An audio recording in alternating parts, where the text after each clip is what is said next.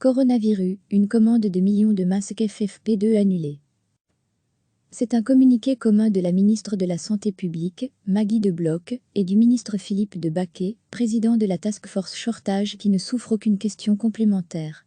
Et pourtant, il y en a, mais il se termine par cette phrase « Ceci est une déclaration unique.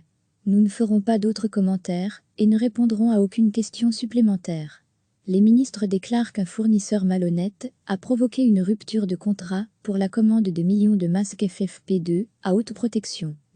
Un fournisseur affirme dans la presse que le cabinet de la ministre de la Santé publique, Maggie De Bloch, a annulé une commande pour notre pays de millions de masques FFP2. Il ne mentionne pas qu'il a lui-même violé les accords avec l'intention de tirer profit de la crise sanitaire mondiale. Nous souhaitons apporter des éclaircissements. La non-livraison des masques FFP2 est d'abord et avant toute une chose regrettable. Avec ce stock, nous aurions pu équiper nos prestataires de soins plus rapidement de l'équipement de protection nécessaire. Mais nous ne pouvons pas permettre à des fournisseurs malhonnêtes d'abuser de la crise actuelle pour escroquer la population belge.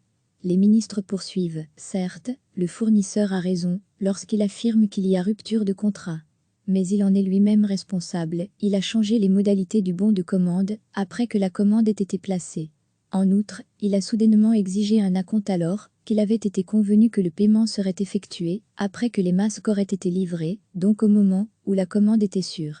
Le cabinet de la ministre De Bloch a ensuite décidé de mettre fin aux discussions. Maggie De Bloch et Philippe de Baquet terminent en disant qu'ils travaillent d'arrache-pied pour trouver d'autres solutions pour fournir au personnel soignant le matériel de protection dont il a besoin en recourant à des fournisseurs honnêtes. La saga des masques n'est hélas pas terminée. Recevez chaque matin l'essentiel de l'actualité. C'est un communiqué commun de la ministre de la Santé publique, Maggie De Bloch, et du ministre Philippe de Baquet, président de la Task Force Shortage qui ne souffre aucune question complémentaire. Et pourtant, il y en a, mais il se termine par cette phrase « Ceci est une déclaration unique. Nous ne ferons pas d'autres commentaires et ne répondrons à aucune question supplémentaire. » Les ministres déclarent qu'un fournisseur malhonnête a provoqué une rupture de contrat pour la commande de millions de masques FFP2 à haute protection. Un fournisseur affirme dans la presse que le cabinet de la ministre de la Santé publique, Maggie De Bloch, a annulé une commande pour notre pays de millions de masques FFP2. Il ne mentionne pas qu'il a lui-même violé les accords avec l'intention de tirer profit de la crise sanitaire mondiale. Nous souhaitons apporter des éclaircissements. La non-livraison des masques FFP2 est d'abord et avant toute une chose regrettable.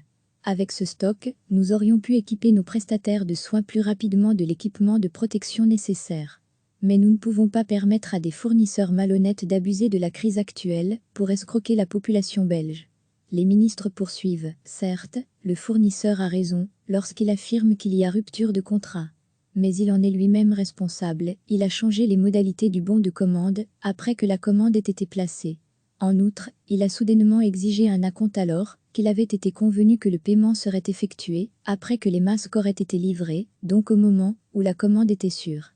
Le cabinet de la ministre De Bloch a ensuite décidé de mettre fin aux discussions. Maggie De Bloch et Philippe de Baquet terminent en disant qu'ils travaillent d'arrache-pied pour trouver d'autres solutions pour fournir au personnel soignant le matériel de protection dont il a besoin en recourant à des fournisseurs honnêtes. La saga des masques n'est hélas pas terminée. Cliquez sur s'abonner pour recevoir les dernières nouvelles.